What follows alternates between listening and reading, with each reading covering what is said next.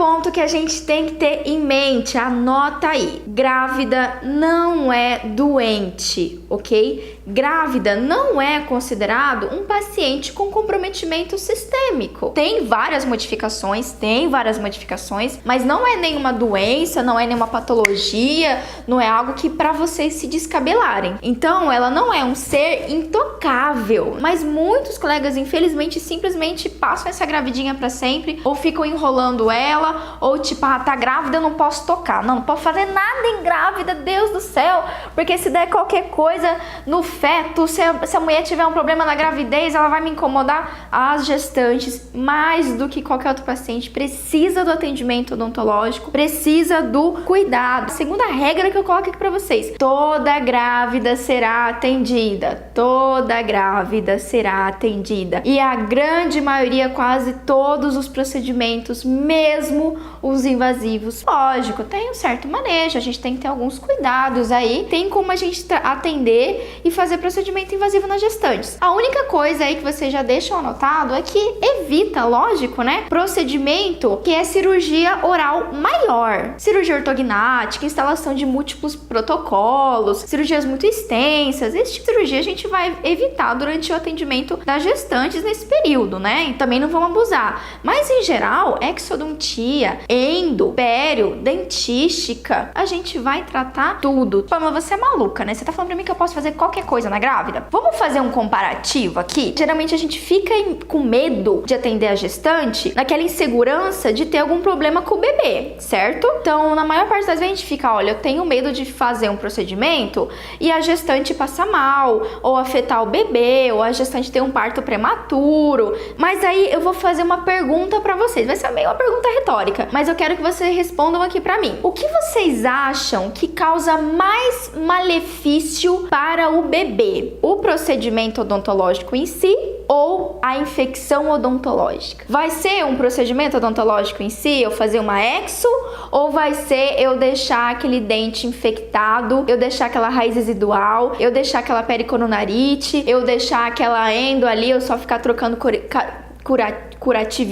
curativinho. Quando vocês pensarem no atendimento das gestantes, lembrem disso. O que causa mais dano para esse feto? O que pode levar a uma descompensação da gestante? O procedimento em si pode até ser, mas o pior, gente, é a gestante com infecção. A literatura é muito clara. Infecção periodontal, infecção endodôntica, pode levar ao parto prematuro, pode levar o neném a nascer com baixo peso, pode fazer demorar o parto também. Tem infinidade de alterações que as infecções podem causar. Se aparecer uma gestante no seu consultório, a gente tem que tratar essa gravidinha, porque se a gente não manter uma boa condição bucal, a chance de eu ter uma intercorrência na gravidez vai ser muito maior do que eu fazer ali o procedimento que precisa ser feito. Ah, Pamela, mas da onde você tá tirando isso, né? Será mesmo? Eu acho ainda assim arriscado. Tá, vamos pegar um exemplo, vamos fazer um comparativo. Digamos que a gestantezinha vai lá no médico e ela tá com uma infecção intestinal, que ela tá com uma infecção urinária. O que vocês acham que o médico vai fazer? Ele vai falar assim: olha, dona gestante, então a senhora tá na gestação e aí eu não posso passar medicamento, eu não posso tratar a senhora agora, só tá entendendo? Então vamos esperar ter o neném, depois a gente trata a infecção urinária ou a infecção intestinal. E aí, o que vocês acham que vai acontecer com essa criança? O médico faz isso por acaso? Se o médico vê que a gestante tá com uma infecção, a primeira coisa que ele vai fazer vai ser agir. Ele vai tratar essa gestante. O que for necessário para manter o quadro de estabilidade da gestante, o médico vai fazer. O que a literatura mostra pra gente de situações assim do ambiente odontológico que podem prejudicar o feto, prejudicar a gestante? Bom, a gente pode dividir em 4. O primeiro dele vai ser a radiação, lógico, né? Radiação ionizante, pode fazer alteração celular, de DNA fetal, lógico, a criança pode nascer com várias deformidades por causa da radiação. O segundo problema, os medicamentos, né, que causam muito alvoroço, muita dúvida, quais são os medicamentos que eu posso ou não posso utilizar na gestante. E aí também a gente tem o terceiro fator, que é o estresse, passar pelo procedimento odontológico, ou o estresse de uma dor, o estresse fisiológico de uma infecção, também podem levar a uma estabilidade da gestação do quadro quadro da gestação. Por último, não menos importante, o quarto, a infecção oral por si só, como a gente já falou. Vale lembrar aqui que a gente tá falando, eu tô citando esses quatro, de uma gestante comum, tá cuidando, que fez o pré-natal. É lógico, docs, que se for uma gestante que tiver ali uma hipertensão, que é comum, hiperglicemia, uma diabetes gestacional, aí o nosso manejo vai ser um pouquinho mais criterioso e voltado para a patologia que a gestante tem. Então, uma gestante hipertensa, uma gestante diabética, a gente vai ter aquele manejo, aquele cuidado no paciente hipertenso, no paciente diabético. Quais são as principais doenças bucais que são características aí da gestação? Vamos colocar dois que a gente mais tem na literatura. Doença periodontal, que pode levar também ali a falta de higiene ao que a gente chama de tumor gravídico, né? Que é como se fosse uma hiperplasia gengival, característico ali da alteração hormonal, da resposta inflamatória exacerbada da gestante. Quando a gente pensa em controle de infecção, plim na cabeça aqui, boca saudável, corpo saudável. Então, assim, pensamos em gestante, lembra? Controle de foco infeccioso periodontal. Sempre. As bactérias periodontais são extremamente nocivas, extremamente tóxicas para a gestante e para o feto. Então, o que a gente vai fazer no nosso manejo? Primeiro problema que você falou, Pamela, radiografia. Isso me perguntam pra caramba. Às vezes que eu já fui palestrar, me perguntaram também, meu Deus, eu posso fazer raio-x? Não posso. Mas antes de eu pensar se eu posso ou não fazer o raio-x, pense em como tá a proteção aí do seu consultório. Como é que tá aquele seu avental de chumbo? Porque é o seguinte, a gente não vai poder fazer raio-x se ela não tiver uma proteção adequada. Se você tiver aquele protetor de chumbo que tá tudo dobrado, que tá lá jogado, que você quase nunca usa, é lógico que se você fazer isso sem controle ali da radiação, sem ter o bloqueio mecânico de radiação ionizante, é lógico que eu vou ter uma alteração congênita nesse feto. Agora, se você é um dentista, que eu sei que você é um dentista competente, responsável, que investe na saúde dos seus pacientes, na segurança para os seus pacientes, você vai ter aquele protetor de chumbo maravilhoso, que é um casacão, que vai até o joelho, e aí você vai colocar o protetor de chumbo na sua paciente. E uma vez que você minimizar a radiação, colocar a proteção adequada, não há, mais uma vez, vou repetir, não há contraindicação para radiografias odontológicas. Só vai ter se você não fazer a proteção adequada. Outras coisas que vão te ajudar a minimizar a chance de radiação para gestante. Além de um avental decente, você optar por uma película radiográfica daquelas ultra rápidas, que são ultra sensíveis, sabe? O mínimo de exposição, ela já faz ali o raio-x, né? Além disso, você regular o seu aparelho para a mínima exposição possível, né? A única coisa que a gente vai contraindicar de exame diagnóstico, anotem aí, tomografia. Inclusive, a literatura mostra que se for uma tomografia com baixa incidência de Grays, né, que é ali a medida de radiação ionizante, ok. Mas aqui também fala que qualquer tomografia acima de 250 Grays é contraindicado fazer. Se a gestante não quiser, ainda assim, não insista. Para muitas gestantes, às vezes a primeira gestação, ela se sente insegura, tem muitas dúvidas, às vezes vem assim carregada de informações. Então, se ela não quer fazer, se ela tem medo, aí não faça, respeite a gestante nesse caso, ok? Segundo ponto importante, quem me ouve faz tempo, quem tá nas minhas lives, quem baixou já meu e-book, se não abaixou, vai lá no meu site, pamelaperes.com.br. Lá no meu e-book é muito claro, paciente com algum tipo de alteração sistêmica, mais do que monitorar, a gente tem que avaliar adequadamente. Gestação pode levar a aumento da pressão arterial, como eu falei, pode levar a uma hiperglicemia, por isso, sempre, primeiro atendimento da gestante, e se necessário nos outros atendimentos, aferir pressão arterial, aferir glicemia, pega lá o oxímetro, vê o batimento cardíaco dessa gestante, enquanto você tá ali atendendo, faz o uso do oxímetro, confira se tá tudo bem antes de você fazer o procedimento. Por mais que a gestante ela fala, não, eu não tenho diabetes, eu não tenho pressão alta, é muito variável durante a gestação. Então sempre afira esses sinais vitais antes de de você iniciar um atendimento mais invasivo, combinado? Próximo ponto é o seguinte, Pamela, e aí, qual que é o melhor momento de eu atender a gestante? Bom, anota, hein, docs? Primeiro trimestre, que vai ser primeiro mês, segundo mês, terceiro mês. Evitar procedimento eletivo invasivo, prevenção, profilaxia, raspagem, supra, cuidado preventivo, ok. Agora, se você precisa fazer assim, precisa fazer, sei lá, uma cirurgia gengival, precisa fazer um implante, ou precisa tirar um terceiro molar que tá ali, não tá infectado nem nada, cirurgia eletiva a gente não vai fazer no primeiro trimestre. Agora, é uma emergência? Lógico. Lembra que controle de foco e infecção é nosso ponto-chave, é primordial.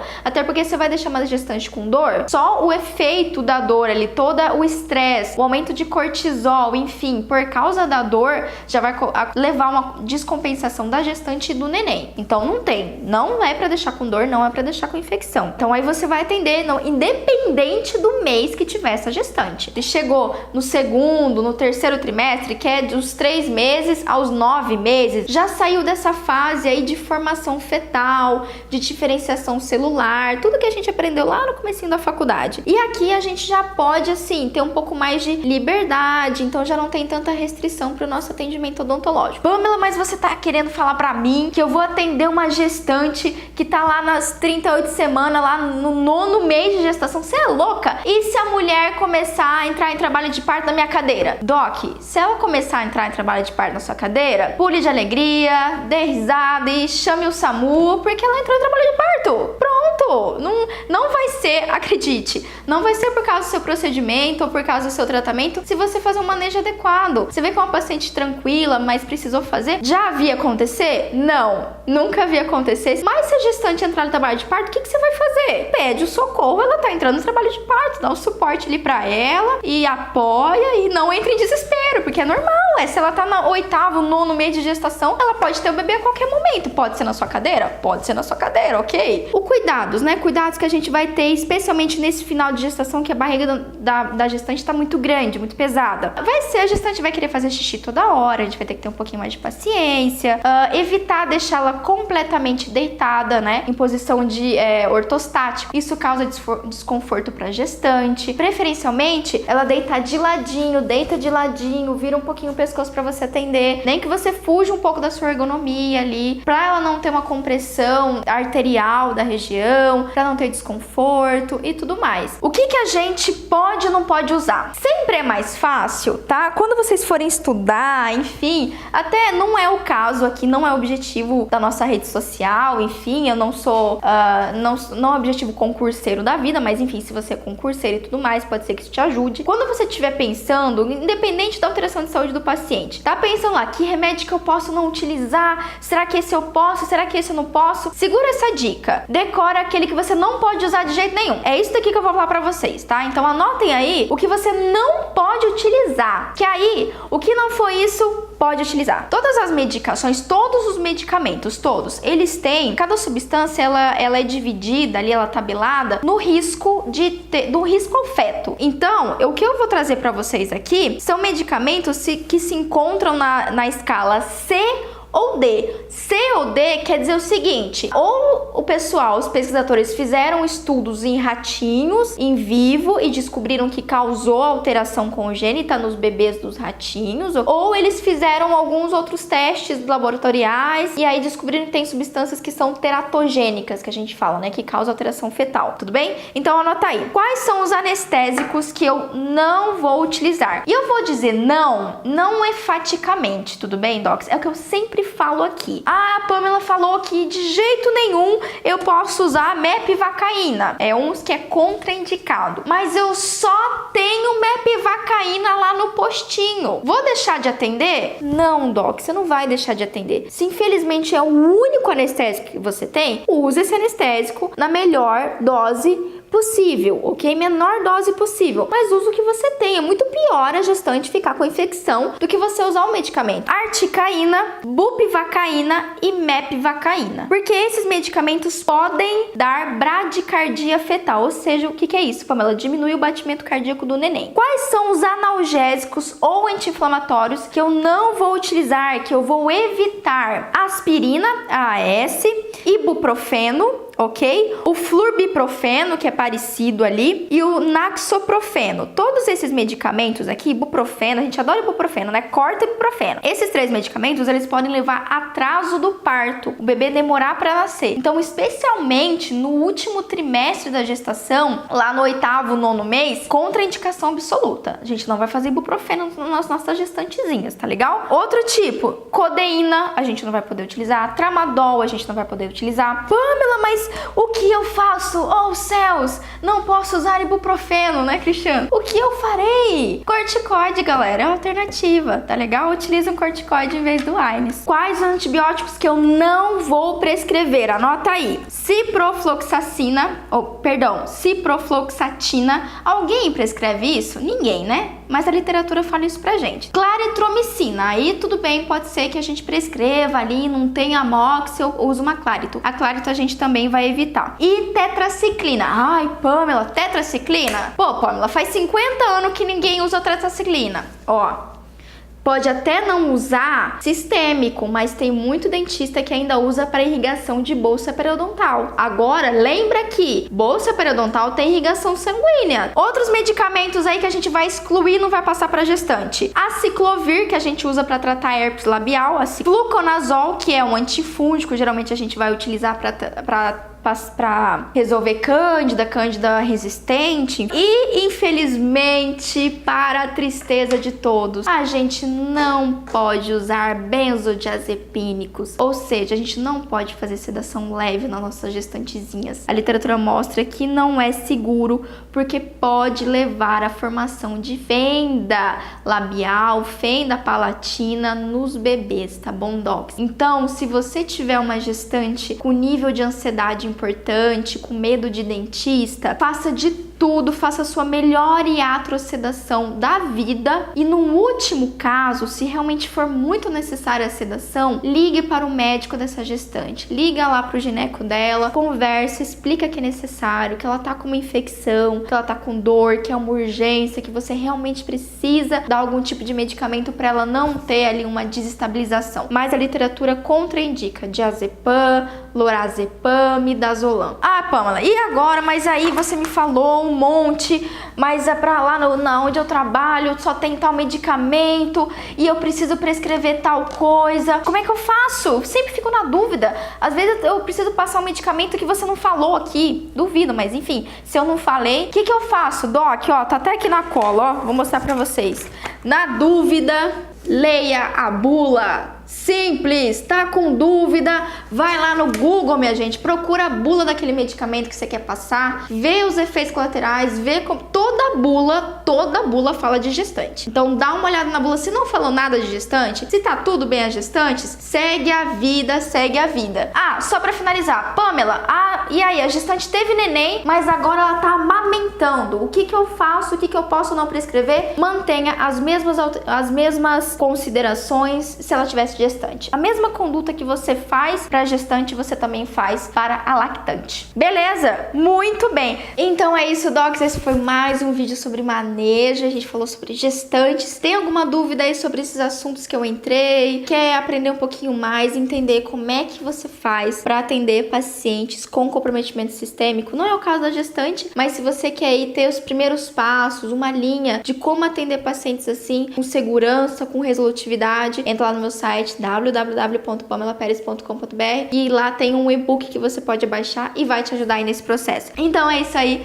Na semana que vem tem mais um vídeo sobre manejo. Um beijo. Carol de Paula perguntou: o que você acha de, eu acredito que seja TTT, tratamento endodôntico após o primeiro trimestre? O que eu acho de tratamento endodôntico após o primeiro trimestre? Eu acho ótimo. Acho que tem que ser feito. Acho não, tenho certeza. Tem que ser feito, faça normal, alteração normal. Só realmente a medicação, evitar os ares, pensar num corticoide. Corticoide, lógico, não vai passar uma semana de corticoide. Corticoide é 2, 3 dias, né? Diminuir o uso ao máximo, mas tranquilo. Isso aí. Mais alguma?